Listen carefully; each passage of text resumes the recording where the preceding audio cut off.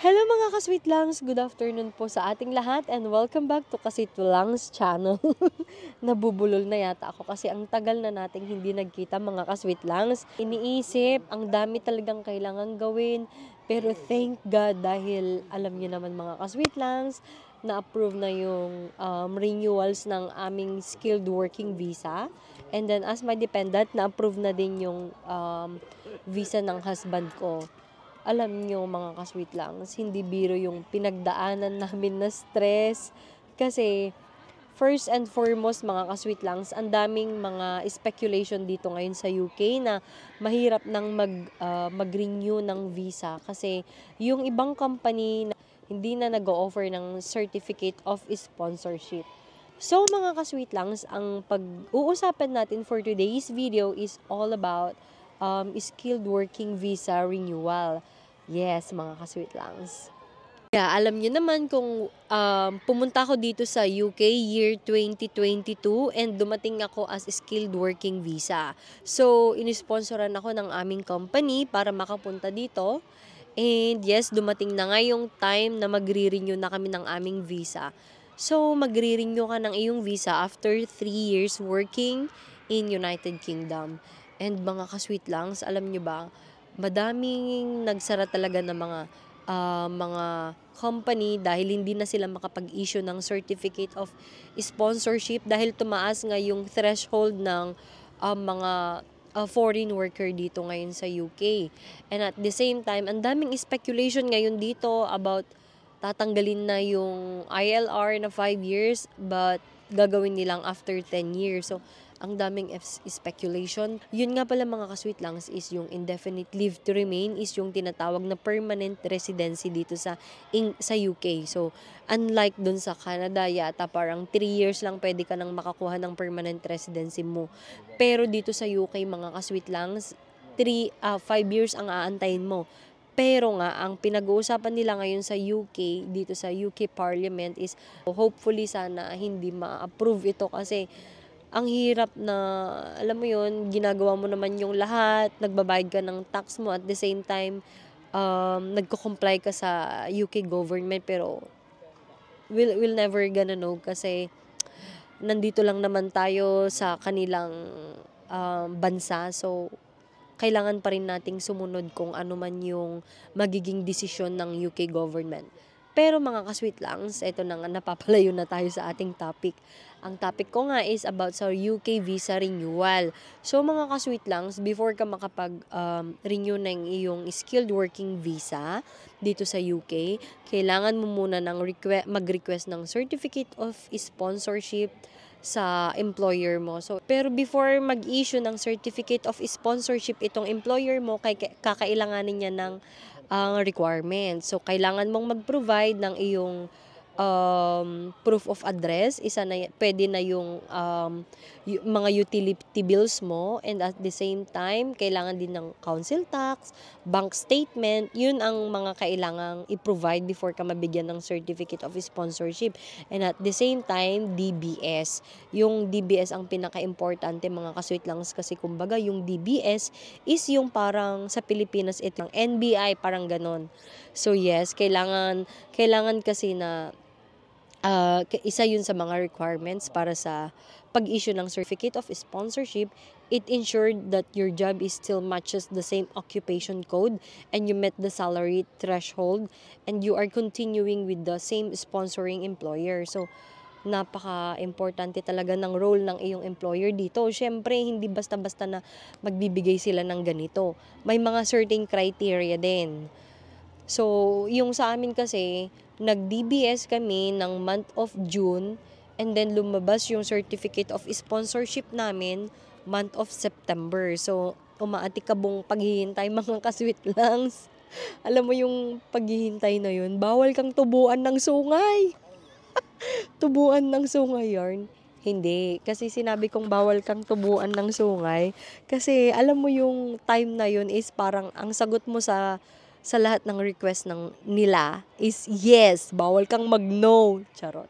Hindi naman, pero syempre, kailangan mong magpabida-bida sa employer mo or sa manager mo para isipin nila na itong tao nga na ito, itong si Sweet Langs is ah, karapat dapat sa kanyang position na ibibigay natin.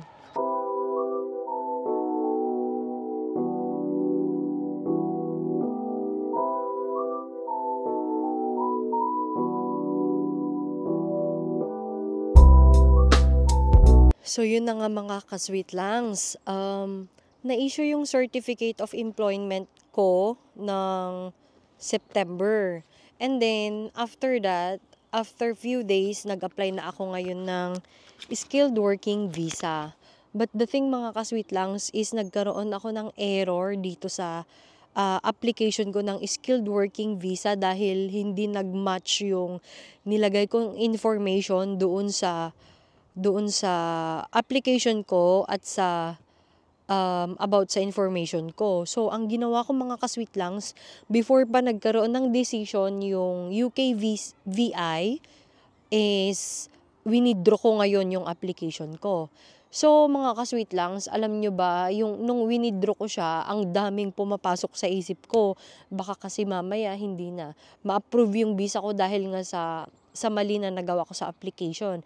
And that time, gumawa ulit ako ng panibagong application. So, nandun na nung nasubmit na yung second application ko, nandun na naman yung mga thoughts na shockers, may error ako, baka mamaya magkaroon ng discrepancy sa panibagong application ko, which is, isinuko ko na lang lahat kay God yung decision. At least, ang sabi ko, ginawa ko naman lahat yung best ko mga ka-Sweet Langs, and naging mabuting citizen naman ako while staying in the UK. Wala akong nilabag na hindi nagbayad ng tax, or wala akong nilabag na nag-access ako ng public funds. Kasi mga ka-Sweet Langs, ang sinasabi nila dito, once na kumuha ka ng public funds, nag-access ka ng public funds, kahit hindi ka allowed na kumuha at kumuha ka pa rin, isa yun sa mga faults ng application mo. And then pangalawa mga ka-Sweet Langs, kailangan mong magkaroon ng clear criminal record. Ko yung second application ko, medyo gumaan na yung pakiramdam ko, pero alam mo yun, andun pa rin yung agam-agam na what if ma-refuse kami ng husband ko? Ano na yung mangyayari sa amin? Mapapauwi kami ng Philippines?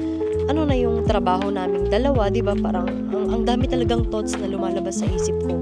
Lalong-lalo na mga ka-Sweet Langs nung dumating na yung result ng mga kasamahan ko. Parang, oh my God, nandyan na yung result nila. Pero yung sa akin, wala pa. Kasi nga, parang nag-back to zero yung paghihintay ko ng visa. Kasi yung unang application ko hindi nag-go through. So, nung na-cancel yun, gumawa ulit ako ng panibagong application. And then, nag-antay na naman ako ng another few more days. And then, dumating yung visa ko na, yes, thank you Lord. Dumating siya after 15 working days yata. Oh no, 20 working days bago dumating yung visa renewal namin ng husband ko. Ang iniisip ko na lang nung mga panahon na yun, basta ang iniisip ko naman kung ano yung maging resulta, tatanggapin naming maluwag ng husband ko, and may plan na din kami mga ka-Sweet Langs. Pero sa awa ng Diyos mga ka-Sweet Langs, dahil sa prayers ko, sa prayers ng husband ko, ng family ko, na-renew ang visa namin mga ka-Sweet Langs. And ngayon nga, sa mga may pinagdadaanan dyan mga ka-Sweet Langs, iwan mo lang talaga kay Lord. Siya na yung bahala sa lahat. During those time na I felt so down, ang daming nangyayari sa buhay ko, alam nyo naman yan, di ba? Alam nyo na yan kahit hindi ko nasasabihin. Charot. During those time na, alam mo yun, family mo lang talaga yung kakapitan mo, si Lord. Hindi ka talaga niya pababayaan mga ka-Sweet Langs. Umiyak talaga ako noon nung makuha ko yung visa ko kasi sabi ko, paano ko natutulungan yung family ko? Paano ko natutulungan yung mga pinsan ko? Nag-aaral pa sila, kailangan pa nila ako. Paano na yung pangarap namin pangarap namin ni Kirby, paano na yun mabubuo, parang ganun. Pero sa awa ng Diyos, mga ka-sweet langs, sa awa ng Diyos, naging positive pa rin yung result ng pagtitiis at paghihintay namin ng asawa ko. And ako lang i-shout out yung family ko sa Philippines na hindi ako iniwan during those time na down talaga ako, na parang mag-breakdown na talaga ako nun eh. Parang 2 weeks, no, it's not just 2 weeks, it's more than 2 weeks na tuliro talaga ako sa trabaho ko. Hindi ko na nga minsan nakakausap yung husband ko kasi parang anong sasabihin ko pa, wala naman akong good news na sasabihin. Parang ganun na lang yung lumalabas sa isipan ko, pero hindi talaga kami pinabayaan ni Lord, dahil alam ni Lord kung gaano kalinis ang puso namin, at nagpapasalamat ako dahil nandyan yung family ko, hindi nila ako iniwan sa time na kailangan ko sila. Pero ganyan talaga kung may mga problema tayo sa buhay. Hayaan mo lang, mawawala din yan, lilipas din yan. Ganun na lang yung iniisip ko. Kung sino man yung mag-i-stay, na magmamahal sa'yo, ipaglaban mo. Ngayon, ginagawa ko tong video na to dahil gusto kong sabihin sa lahat na kung ano man yung pinagdadaanan ninyo, hindi lang po kayo ang may pinagdadaanan. Kailangan nyo pa ring lumaban. Lumaban kayo para sa mga taong naniniwala sa inyo. Dahil yung mga taong yun na sumisira sa inyong mga pangarap, sila lang yung mga taong walang magawa sa buhay. Kasi bakit nila sisirain yung pangalan mo kung wala ka namang ginagawang masama sa kanila, 'di ba?